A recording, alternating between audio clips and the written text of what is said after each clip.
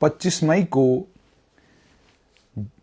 Anantnag Rajouri Poonch seat Lok Sabha seat के ऊपर चुनाव होंगे और उसके लिए चुनाव अभियान जोरों पर है। नेशनल कॉन्फ्रेंस के लीडर मियां अल्ताफ राजौरी पुंछ के दौरे के ऊपर हैं और अब इस मोमेंटम को उन्हें 25 मई तक बनाए रखना है। बहुत मुश्किल काम है, लेकिन नेशनल कॉन्फ्रेंस को यह काम करना होगा। अब एक बड़ी अहम बात थी इस 25 मई के चुनाव को लेकर कि जो नोटिफिकेशन ऑलरेडी अप्रैल के महीने में जारी किया गया था 14 तारीख को और उसके बाद उसकी डेट जो है 12 तारीख को जारी किया गया था और 19 तारीख तक डेट थी।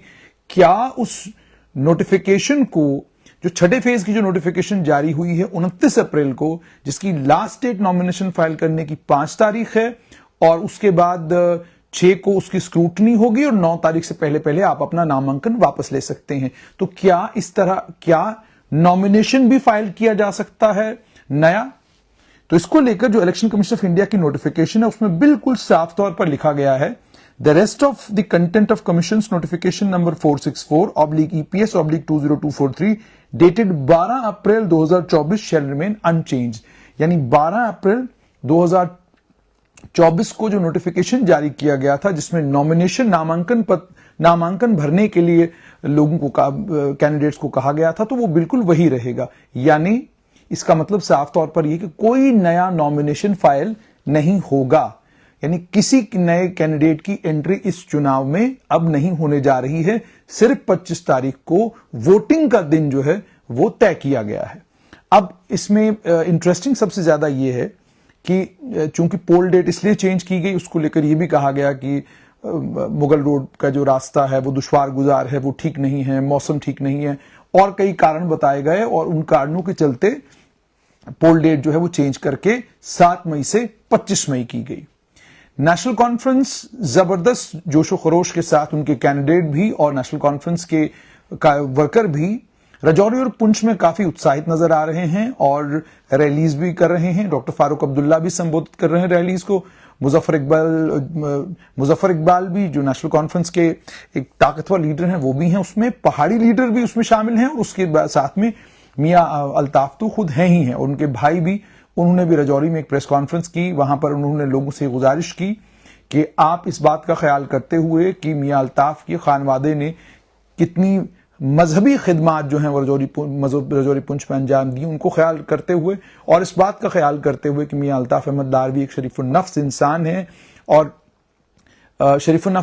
है और उन्होंने जितना भी उनका पॉलिटिकल कैरियर रहा, उस पॉलिटिकल कैरियर में उनके ऊपर कभी कोई इल्जाम नहीं लगा। तो इन तमाम चीजों को ख्याल करते हुए आप वोट डालें। दूसरी तरफ पीपुल्स डेमोक्रेटिक पार्टी की लीडर महबूबा मुफ्ती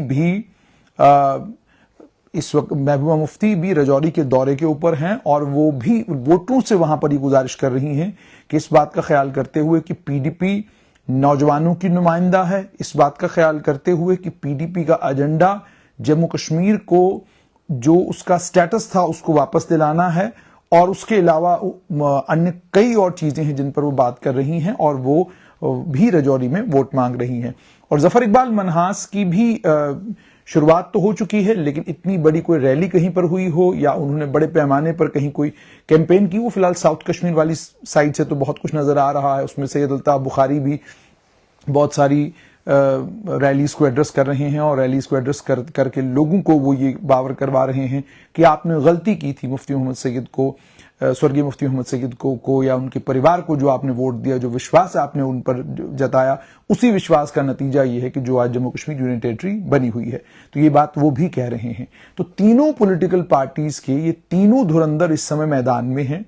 लेकिन अब एक परेशानी इस जो 7 तारीख से 25 तारीख इलेक्शन की डेट की गई है, इसमें 2 बड़ी परेशानियां आने वाली हैं। पहली परेशानी तो ये कि गुजर बकरवाल कबीला के लोग जो हैं उनका एनुअल माइग्रेशन जो है वो शुरू हो जाएगा, पहाड़ों की तरफ वो जाना शुरू करेंगे। तो इलेक्शन कमीशन ऑफ इंडिया को इस बात का ख्याल करना होगा कि वो जिन चोटियों पर चढ़ते हैं वहां भी वोटिंग का कोई प्रबंध किया जाए ताकि वो अपना वोट वहां पर डाल सके, वरना इसका नुकसान भी जो है तीनों पॉलिटिकल पार्टीज को होने जा रहा है। मैं ये कतन नहीं कहूंगा कि गुजर बकरवाल कबीला के लोग सिर्फ नेशनल कॉन्फ्रेंस को वोट डालेंगे, हालांकि तारीखी तौर पर यही हुआ है कि जो गुजर बकरवाल कबीला के लोग हैं वो तारीखी तौर पर नेशनल कॉन्फ्रेंस के वोटर रहे हैं। हर दौर में, हर वक्त में उन्होंने नेशनल कॉन्फ्रेंस को वोट डाला है। लेकिन जब से पीडीपी राजौरी पुंछ में आई है तो तब से थोड़ा सा ये ट्रेंड बदला है। लेकिन इस बार जो माहौल बना, जो पहाड़ी कबीला को एसटी मिला और उससे जो है गुजर बकरवाल कबीला के लोग नाराज हैं। लेकिन बीच में यह भी खबर आई थी कि अगर भारतीय जनता पार्टी का कैंडिडेट कोई ऐसा होता जिसे गुजर बकरवाल कबीला समझता कि ये गुजर बकरवाल कबीला और पहाड़ी कबीले के बीच में अगर हल्की फुल्की भी कहीं कोई खाई है, उसको भरने का, उसको पाटने का काम करेगा, तो शायद वो उसको वोट देते। लेकिन चूंकि बीजेपी ने कोई कैंडिडेट अपना उतारा ही नहीं, और ये मैं बता रहा हूं कि लोगों के जहनों में क्या बात चल रही है। अब चूंकि मियां अल्ताफ अहमद लारवी हैं, और जैसे मैंने आपको कहा कि मियां अल्ताफ का एक अपना, एक तो उनके खानवादी की वजह से उनका वोट है, उनके पिता, उनके अब्बा और उनके दादा, उन दोनों की खिदमत भी हैं उसमें। राजौरी पुंछ में भी उन्होंने लोगों की काफी मदद की है, और रूहानी पेशवा भी हैं वो। तो इन तमाम चीजों को ध्यान में रखते हुए वो एक असर तो मियां अल्ताफ का वहां पर जरूर है इस इलाके में। लेकिन आप महबूबा मुफ्ती को भी रूल आउट नहीं कर सकते, और आप जफर इकबाल मनहास को भी हल्के में नहीं ले सकते। अब जफर इकबाल मनहास के पास पूरा 25 मई तक का वक्त है वोटर तक पहुंचने के लिए, वोटर से बात करने के लिए, वोटर को कन्विंस करने के लिए। वो सारी चीजें अब मुमकिन है। और उसमें अगर भारतीय जनता पार्टी जो है वो अपना साथ जम्मू कश्मीर अपनी पार्टी को इस इलाके में देती है, तो जाहिर सी बात है उसका फायदा जो है जफर इकबाल मनहास को जरूर होगा। रही बात मियां अल्ताफ की, तो नेशनल कॉन्फ्रेंस जिस एंथुजियाज्म के साथ और जिस दमखम के साथ मैदान में उतरी थी, और जिस तरीके से नेशनल कॉन्फ्रेंस की कैंपेन राजौरी पुंछ में चली है, उससे तो साफ तौर पर यह नजर आता था कि अगर 7 मई को चुनाव होंगे तो नेशनल कॉन्फ्रेंस को काफी उम्मीद थी कि इस चुनाव का हमें जबरदस्त फायदा होगा। लेकिन अब चूंकि चुनाव की तारीख 25 हो गई है, और उसमें इस बात का भी ख्याल करना होगा कि सिर्फ Jammu Kashmir Apni party, BJP, Jammu Kashmir people's conference, independent या उसके अलावा गुलाम नबी आजाद ने भी पिछले दिनों कहा था कि तारीख जो है इलेक्शन वोट की तारीख जो है उसको तब्दील किया जाना चाहिए। उन्होंने बीच में ये सिफारिश की थी। अब जाहिर सी बात है तारीख चेंज हो चुकी है 25। अब जो एंथुजियाज्म नेशनल कॉन्फ्रेंस के वर्कर्स में है, उसी एंथुजियाज्म को, उस जज्बे को जिंदा रखना है 25 मई तक। और आप खुद हिसाब लगाएं, आज 1 मई है, 24 दिन तक इस मोमेंटम को बरकरार रखना है। तो 24 दिन तक इस मोमेंटम को बरकरार रखने के लिए एक तो आपको वर्करों की जबरदस्त जरूरत होगी, दूसरा 24 दिन तक इतनी कैंपेन को 24 दिन चलाने के लिए आपको अच्छे खासे पैसे की भी और अच्छे खासे इंफ्रास्ट्रक्चर की भी जरूरत होगी। तभी जाकर आप इस कैंपेन को सस्टेन कर सकते हैं। और इन 24 दिनों में और भी बहुत सारे बदलाव और भी बहुत सारी तब्दीलियां आने की संभावना है। यानी जम्मू कश्मीर अपनी पार्टी के लीडर को भी वोटर तक पहुंचने का मौका मिलेगा, और पूरे राजौरी पुंछ के इस पूरे इलाके में हर जगह जो है घूमने का और वोटर से मिलने का मौका मिलेगा। उसका असर होगा या नहीं होगा ये तो 25 मई को पहले पता चलेगा, और उसके बाद जब 4 जून को नतीजे आएंगे तो पता चलेगा। मगर बड़े इंटरेस्टिंग अलायंसेस जो हैं वो राजौरी और पुंछ में देखने को मिल रहे हैं। पहाड़ी कबीला का जहां तक ताल्लुक है, पहाड़ी कबीला के कुछ लीडरान हैं जिन्होंने ये कहा है कि वो महबूबा मुफ्ती के हक में लोगों को कहेंगे वोट डालने के लिए। जैसे मुर्तजा खान का पिछले दिनों बिल्कुल स्टैंड क्लियर हुआ, उन्होंने कहा जी कि हम तो महबूबा मुफ्ती के हक में वोट डलवाएंगे। उसके बाद पहाड़ी कबीला के कुछ और लीडर हैं जिन्होंने कहा जी कि हम मियां अल्ताफ अहमद लारवी के हक में लोगों को वोट डालने के लिए कहेंगे। वहीं पर दबे लफ्जों और बिल्कुल खामोशी के साथ भारतीय जनता पार्टी के लीडरों से जो मैंने बातचीत की है, उन्होंने मुझे बताया कि हम पूरी कोशिश शद्दोमद के साथ करेंगे कि जम्मू कश्मीर अपनी पार्टी के लीडर जफर इकबाल मनहास को पहाड़ी कबीले का वोट भी पड़े और गुजर बकरवाल कबीले का वोट भी पड़े। अब वो कैसे बीजेपी करेगी वो भी बड़ा इंटरेस्टिंग होगा देखने के लिए। कुछ लोगों ने पिछले दिनों कहा कि जी प्राइम मिनिस्टर नरेंद्र मोदी और गृह मंत्री अमित शाह आएंगे और वो जनसभाओं को संबोधित करेंगे। पॉलिटिकली मुझे ऐसा लगता नहीं, इसकी संभावना, इसकी पॉसिबिलिटी लगभग ना के बराबर है। उसका सबसे बड़ा कारण यह है कि प्राइम मिनिस्टर और होम मिनिस्टर किसी भी जम्मू कश्मीर की पॉलिटिकल पार्टी को जम्मू कश्मीर में आकर एंडोर्स करें, ये उस पॉलिटिकल पार्टी के लिए तो बहुत बड़ी बात होगी। लेकिन उसके बाद जिस वादी में उस पॉलिटिकल पार्टी को खुद को आगे बढ़ाना है, उस पॉलिटिकल पार्टी के लिए मुश्किलें भी हो सकती हैं। हालांकि उसमें आसानी भी बहुत सारी हो सकती है, लेकिन मुश्किलें भी आ सकती हैं उस पॉलिटिकल पार्टी को। तो जाहिर सी बात है किसी भी पॉलिटिकल पार्टी को अपने साथ लेने के बाद पब्लिक प्लेटफॉर्म से आकर ये कहना कि जी आप फलां लीडर के हक में या फलां लीडर को आप वोट डालें, इसकी मुझे पॉसिबिलिटी बड़ी कम नजर आती है। लेकिन राजनीति है, पॉलिटिक्स है, इसमें कुछ भी संभव है, कुछ भी हो सकता है और कुछ भी पॉलिटिकल पार्टीज कर सकती हैं, मगर मुझे ये पॉसिबिलिटी बड़ी कम लगती है। उसका कारण मैंने आपको साफ तौर पर बताया कि इससे पहले भी जितनी जमातें बीजेपी के साथ अलायंस में भी रहीं, उन जमातों के लिए भी कभी कोई बीजेपी का बड़ा नेता जम्मू कश्मीर आकर, वादी कश्मीर में जाकर या राजौरी पुंछ जाकर उसने कभी वोट जो है वहां लोकल पार्टी के लिए नहीं मांगा। नेशनल कॉन्फ्रेंस अलायंस के साथ बीजेपी में थी 1999 से लेकर 2002 तक। तो आपने कभी लाल कृष्ण आडवाणी या वाजपेयी को डॉक्टर फारूक अब्दुल्ला के लिए वोट मांगते हुए नहीं देखा। हालांकि उनको लेकर नेशनल कॉन्फ्रेंस का खुद ये कहना है कि वो लीडर जो है ज्यादा काबिले कबूल थे, वो लीडर ज्यादा बेहतर थे, नेशनल कॉन्फ्रेंस के लोग कहते हैं। फिर पीडीपी बीजेपी का अलायंस हुआ, उस पीडीपी बीजेपी अलायंस के बीच में नेशनल कॉन्फ्रेंस ने श्रीनगर से बाई इलेक्शन जीता। तो उस बाई इलेक्शन में भी हमने नहीं देखा कि बीजेपी के कार्यकर्ता या बीजेपी का कोई बड़ा लीडर श्रीनगर आया हो और उसने वहां रैली करके लोगों को कहा हो कि आप जी पीडीपी के हक में वोट डालें क्योंकि पीडीपी की हमारी अलायंस पार्टनर है। तो ये जो सियासत है, इस सियासत में कुछ चीजें बिल्कुल आया होती हैं, सामने होती हैं, और कुछ चीजें ऐसी होती हैं जो आया नहीं होती हैं लेकिन लोगों को उसकी समझ होती है कि हाँ जी ये तो इसी तरीके से है।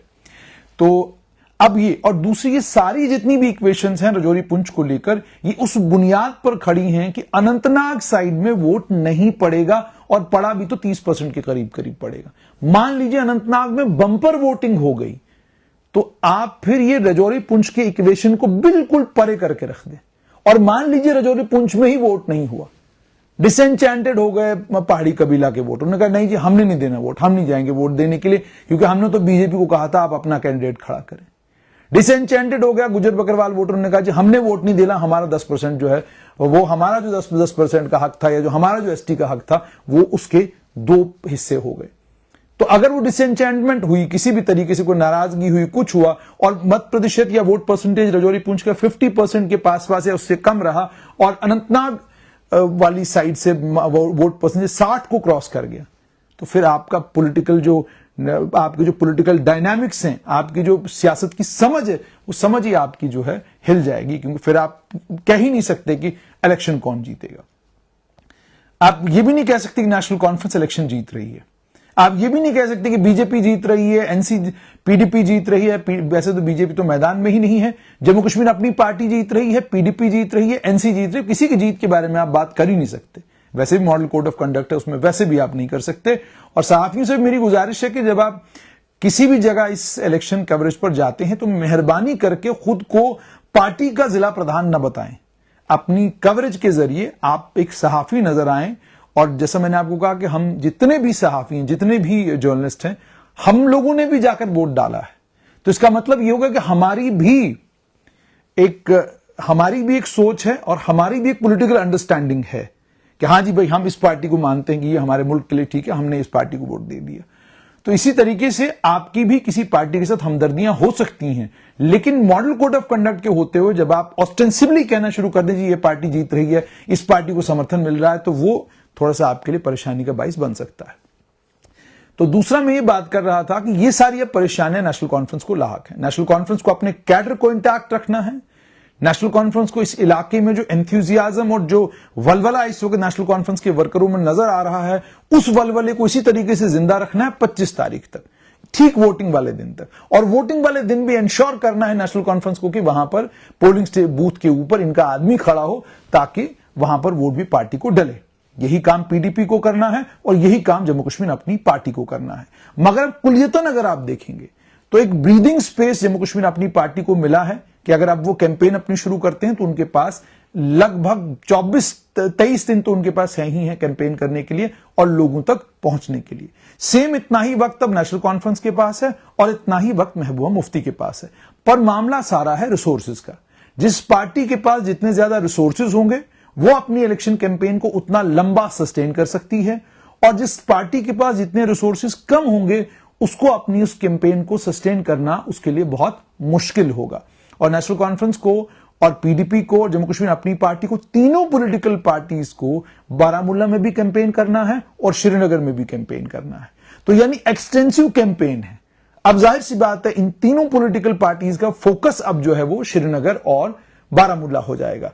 कारण उसका यह कि अब उनको पता है कि अब 10 तारीख तक तो हम इधर जाएं या ना जाएं उससे कोई फर्क नहीं पड़ता। फिलहाल हम अब श्रीनगर और बारामूला पर फोकस करेंगे, लेकिन वहां भी एक लंबे वक्त के बाद चुनाव है और जैसा मैंने आपको कहा कि बहुत रिसोर्सेज की जरूरत होती है लंबे वक्त तक चुनाव अभियान को जारी रखने के लिए। आज मैं नेशनल कॉन्फ्रेंस की थाना मंडी में रैली देख रहा था, बड़ा जोश था नेशनल कॉन्फ्रेंस के वर्करों में, बड़ी तादाद में नेशनल कॉन्फ्रेंस का वर्कर आया हुआ था।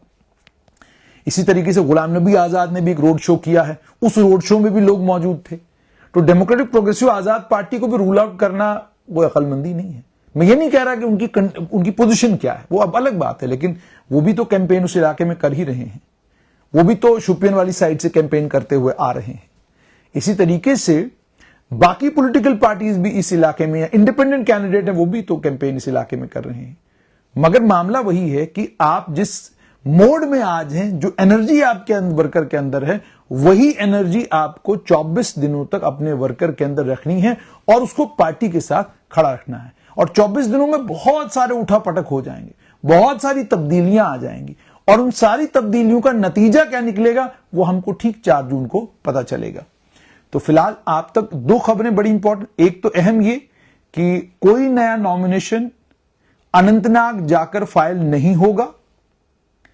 नॉमिनेशन जो भर दिए लोगों ने, 25 के करीब करीब लोगों ने अपने नॉमिनेशन भरे हैं, तो वही 25 लोग ये चुनाव लड़ रहे हैं। और दूसरा ये कि सारी पॉलिटिकल पार्टीज जो अनंतनाग, राजौरी, पुंछ लोकसभा सीट पर चुनाव लड़ रही हैं, उन्हें 24 दिन तक अब मोमेंटम बनाए रखना है जब तक 25 मई को वोट नहीं पड़ते। तो ये एक लंबा काम है जो पॉलिटिकल पार्टीज को करना है। अभी तक का अगर देखा जाए तो नेशनल कॉन्फ्रेंस वो मोमेंटम बिल्डिंग में और नेशनल कॉन्फ्रेंस कैंपेन के नजरिए से अगर देखा जाए तो बाकी पॉलिटिकल पार्टी से थोड़ा आगे है। लेकिन पीडीपी ने भी वहीं जबरदस्त तरीके से, हालांकि पीडीपी के बहुत सारे बड़े लीडर पार्टी छोड़कर चले गए, अगरा जुल्फिकार चौधरी, शाह मोहम्मद तांत्रे और कुछ और जो बड़े लीडर हैं इस राजौरी पुंछ इलाके के, अगर वो आज नेशनल कॉन्फ्रेंस के साथ होते तो शायद आज समा ही कुछ और होता, लेकिन वो लोग हैं नहीं।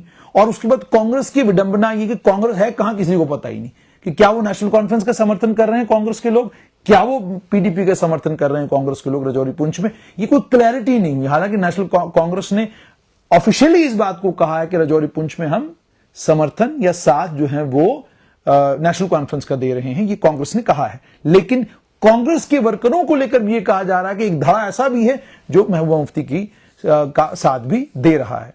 तो इसका मतलब डिवाइडेड लॉयल्टीज हैं और इन डिवाइडेड लॉयल्टीज का भी क्या नतीजा निकलेगा वो भी हमको आने वाले वक्त में देखना है।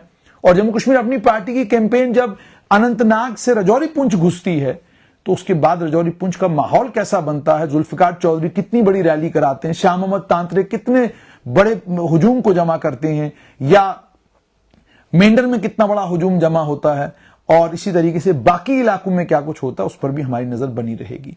तो फिलहाल खबर वही कि नॉमिनेशन कोई नया फाइल होने नहीं जा रहा है। मुकाबला अभी तक नजर ये आ रहा है कि मियां अल्ताफ, महबूबा मुफ्ती और जफर इकबाल मनहास और उसके अलावा 22 और लोग हैं जिनके बीच में इस सीट के लिए मुकाबला है।